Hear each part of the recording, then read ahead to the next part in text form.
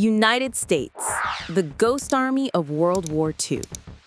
When you think of the weapons that won the Second World War, you probably picture massive Sherman tanks, heavy artillery, or the roaring engines of P-51 Mustangs. But what if I told you that some of the most effective soldiers on the battlefield were actually artists, sound engineers, and inflatable rubber? It sounds like a comedy sketch, but it was a top-secret unit called the 23rd Headquarters Special Troops, better known as the Ghost Army.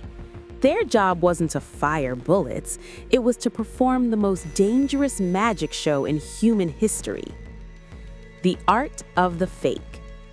The Ghost Army was made up of about 1,100 men, but their mission was to look like a massive force of 30,000. They were recruited from art schools in New York and Philadelphia. Their arsenal included inflatable tanks, trucks, and airplanes that looked terrifyingly real from the air, but were so light that a couple of soldiers could literally pick them up and move them by hand.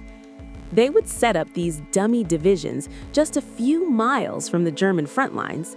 To an enemy scout plane looking down, it appeared as though a massive Allied offensive was about to launch from a specific spot. In reality, the real army was miles away, preparing to strike somewhere else entirely. Turning up the volume. But visual tricks weren't enough. The Germans were smart, and they listened. So, the Ghost Army used giant, high-powered speakers mounted on trucks that could blast the sounds of moving tanks, clanking treads, and soldiers shouting at each other.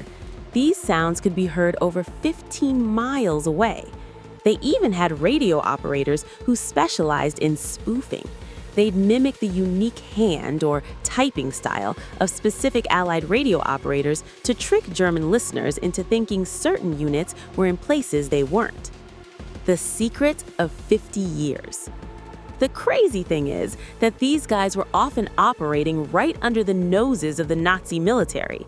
They wore fake patches on their uniforms to impersonate other units and hung out in local French cafes, spreading secret gossip about where the army was moving, knowing that enemy spies were listening. It's estimated that this traveling roadshow saved the lives of tens of thousands of American soldiers by drawing German fire and reinforcements away from actual battle zones. But because their work was so effective and so sensitive, their story remained classified for 50 years after the war ended. The men of the Ghost Army were told they couldn't even tell their wives what they did.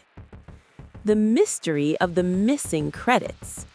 Today, we look back at World War II as a triumph of industrial might, but the Ghost Army reminds us that it was also a triumph of imagination. These artists used rubber, paint, and sound to beat the most sophisticated military machine of the time. It's a bit of a whodunit where the criminal was tricked by a mirage. It makes you wonder, how many other stories from that era are still locked in a vault, waiting for someone to find the key?